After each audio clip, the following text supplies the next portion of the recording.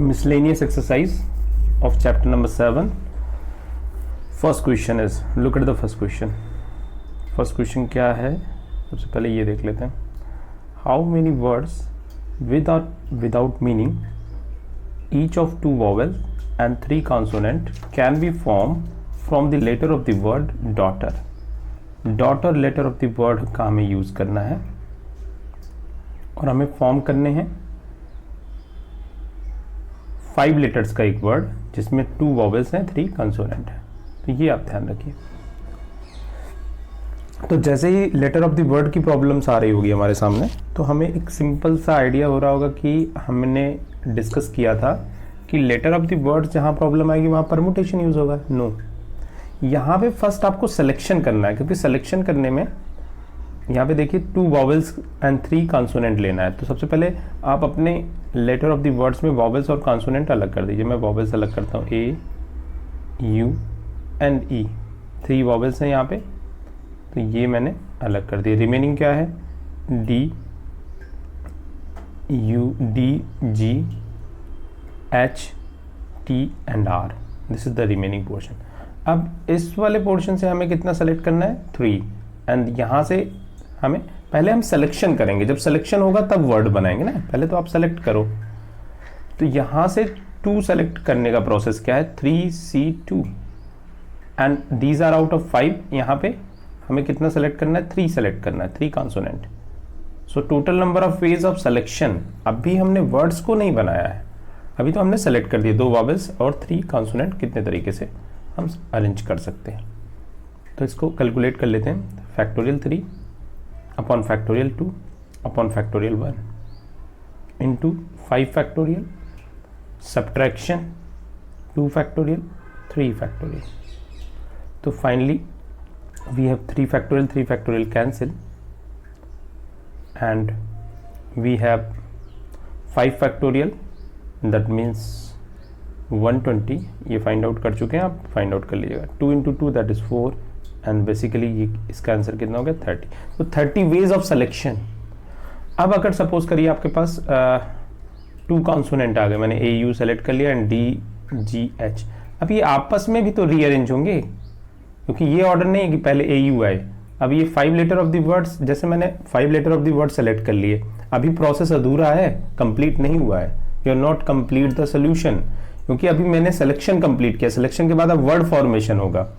You को पहले put कर दिया. इतने ही सिलेक्शन में हम 5 फैक्टोरियल तरीके से 5p5 तरीके से अरेंज कर सकते. पहले सिलेक्शन देन अरेंजमेंट. अरेंजमेंट और सिलेक्शन दूसरा है. जैसे आपका स्कूल में एडमिशन हो गया ना, तो हमने सेलेक्ट कर लिया. ढेर सारे स्टूडेंट्स के फॉर्म थे, उसमें से हमने आपको सेलेक्ट कर लिया, तो you are admitted in the विद्यालय. Now next thing is, suppose करो एग्जाम हुआ, तो हम आपका सीटिंग अरेंजमेंट करेंगे. तो सिलेक्शन देन अरेंजमेंट. तो आई होप थोड़ा सा कुछ समझ में आ गया होगा ना.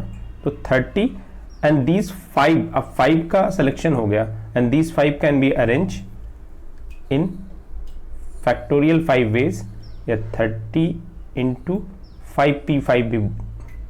अब 5 के सिलेक्शन के बाद उनका अरेंजमेंट में ऑर्डर इंपॉर्टेंट है, इसलिए यहाँ पे परमुटेशन कम्बिनेशन दोनों की मिक्स प्रॉब्लम थी. 30 into factorial 5 that is 120 and 3. So this is the total number of ways. Okay, so इसलिए क्वेश्चन, नेक्स्ट क्वेश्चन देखते हैं. एंड मिसलेनियस के कुछ इंपॉर्टेंट क्वेश्चन हम डिस्कस कर रहे हैं ना. हाउ मेनी वर्ड्स विद और without meaning can be form using all the letter of the words equation at a time so that all the vowels and consonant occur together. अब हमें equation जो letter of the word है, इसमें vowels और consonant पहले तो आप separate कर लीजिए. तो ई, यू, ए, आई, ओ, ये वॉवेल्स मैंने साइड में लिख लिए, और राइट साइड में मैं लिख रहा हूँ consonant, that is Q and T and N. Okay, clear. अब क्वेश्चन है कि सारे वॉवेल्स और सारे कंसोनेंट एक साथ आने चाहिए, जहां भी रहे वो एक साथ रहे, ग्रुपिंग में रहे, तो ऐसा बोल सकते हो. तो यहाँ पे हमें बेसिकली क्या करना है, ये वॉवेल्स को सपोज करो मैंने फिर से ऐसा इमेजिनेशन है, इसको एक पैकेट में हमने पुट कर दिया। एक पैकेट है जहां भी हम पुट करेंगे एक साथ रखेंगे। तो अब बताओ this is first object and this is second object. अब ये भूल जाओ कि इसमें कंसोनेंट है, वावल्स हैं 3 4 5 जो भी है। तो अब इस पैकेट को हम एक साथ आपस में अरेंजमेंट करेंगे। तो अरेंजमेंट कितने तरीके से होगा? Factorial 2 ways of arrangement. तो पैकेट वो एक साथ जाएगा। फिर अब पैकेट के अंदर वावल्स आपस में अरेंजमेंट कर सकते हैं। वावल्स का तो अरेंजमेंट आपस में हो जाएगा ना।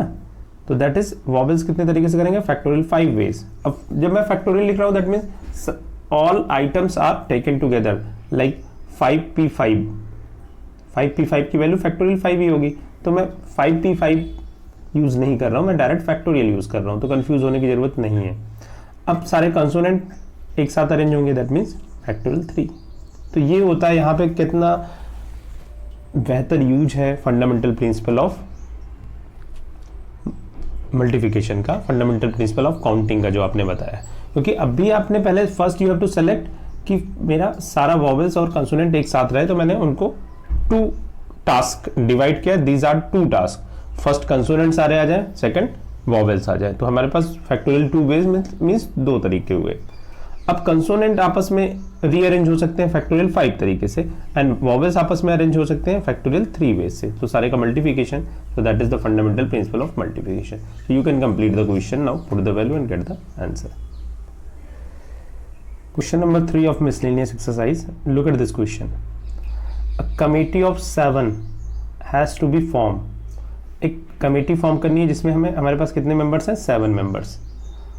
9 बॉयज, हमारे पास जो कलेक्शन है 9 बॉयज हैं 9B एंड 4 गर्ल्स हैं 4G।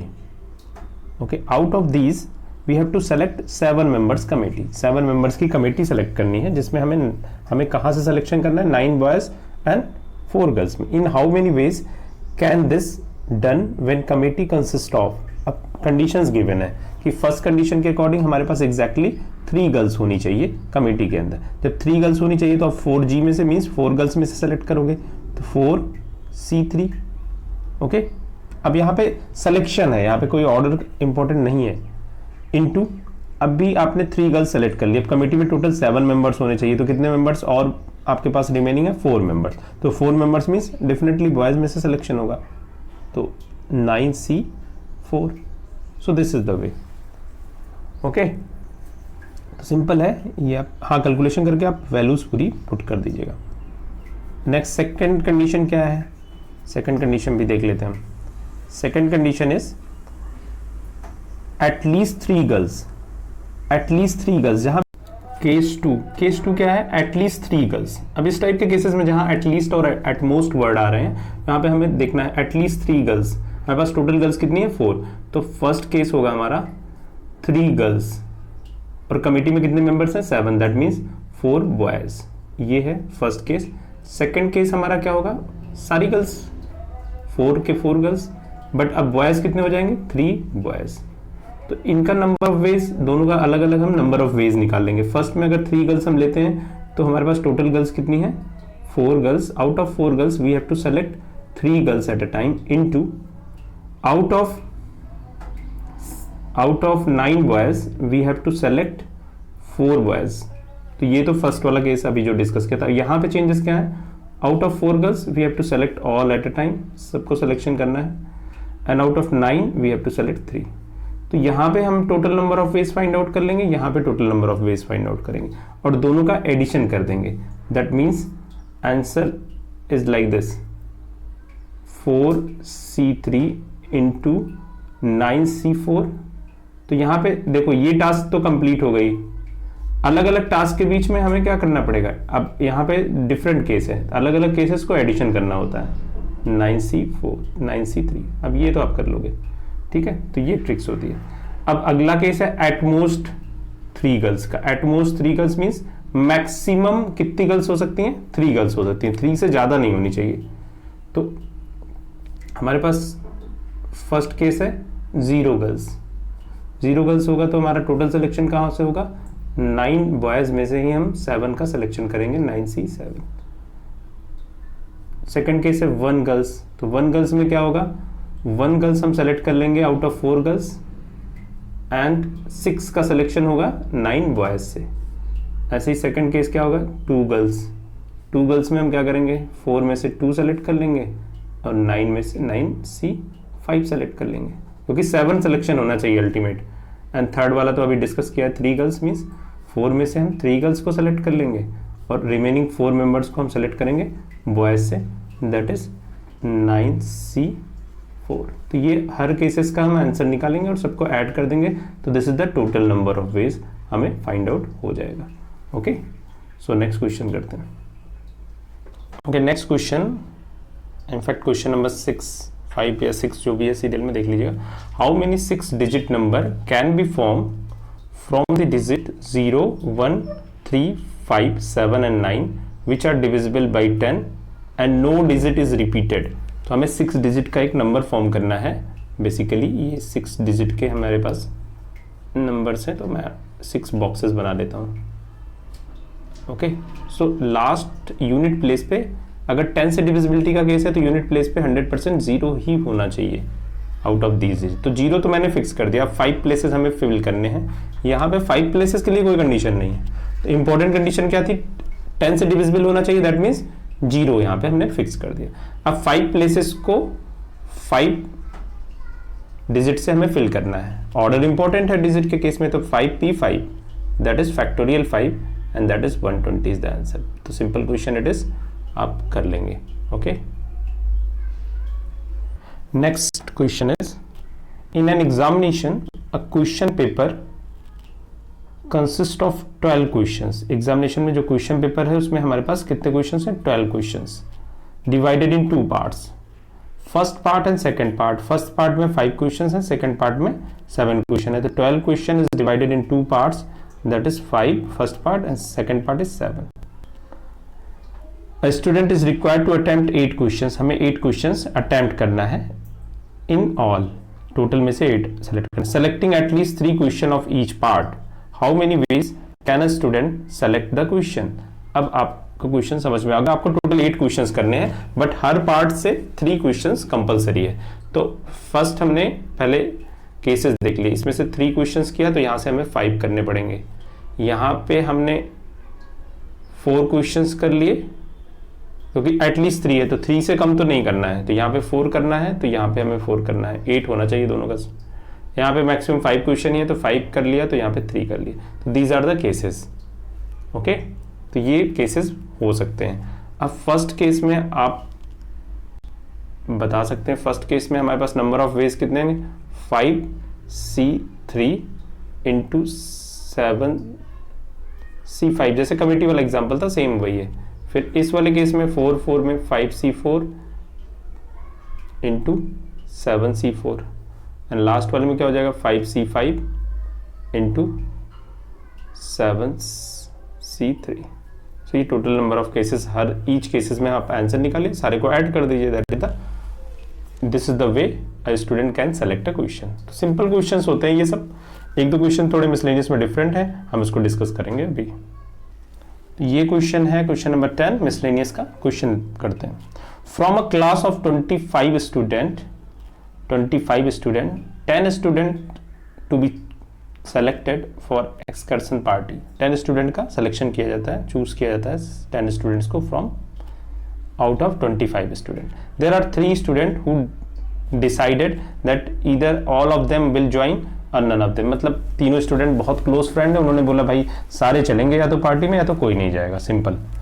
तो यहाँ पे क्लास को 2 पार्ट्स में, हम 25 क्लास को 2 पार्ट्स में डिवाइड कर लेते हैं। एक तो 22 हो गया जो नॉर्मल है, उनके लिए कोई कंडीशन नहीं, बट ये जो 3 वाला ग्रुप है या तो ये पार्टी में जाएगा या फिर नहीं जाएगा, ठीक है। तो अब यहाँ पे बोला in how many ways can excursion party be chosen. तो यहाँ पे हम देखते हैं, ऐसा हो सकता है फर्स्ट केस में तीनों फ्रेंड एक्सकर्सन पार्टी में इंक्लूड होंगे। तो अभी हमें 10 को सेलेक्ट करना है, तो 22 में से हमें कितना सेलेक्ट करना है, 7, और तीनों तो होंगे ही, तो उन पे वो तो फिक्स है। That is the first case. If all three are included in party, ऐसा कर सकते हैं ना, आर चूजन आर इंक्लूडेड। तो ये फर्स्ट केस हो गया, ठीक है। सेकंड केस में अगर तीनों ने डिनाई कर दिया कि हम तीनों नहीं जाएंगे पार्टी में, तो अब क्या कंडीशन होगी, तो यहाँ पे कंडीशन क्या होगी, 22 में से हमें 10 को ही सेलेक्ट करना पड़ेगा क्योंकि तीनों तो नहीं जा रहे हैं। तो दीज आर द 2 कंडीशंस, दोनों को आप ऐड कर लीजिए, आपका आंसर आ जाएगा। यहाँ पे जो 22C7 लिखा हुआ इंटू 3C3 भी लिखोगे तो 1 ही आएगा, इसलिए मैंने उसको लिखा नहीं हुआ, बट आप लिख भी सकते हो, ठीक है। तो दिस इज द वे, उन तीनों वाले केसेस को अलग अलग डिवाइड कर लीजिए। Okay okay, last question of the exercise is in how many ways can a letter of the word assassination be arrange so that all S are together, सारे S को एक साथ पुट करना है। तो ये हमारा क्वेश्चन है। ओके, तो सबसे पहले देख लेते हैं रिपीटिशन क्या है। एसासिनेशन,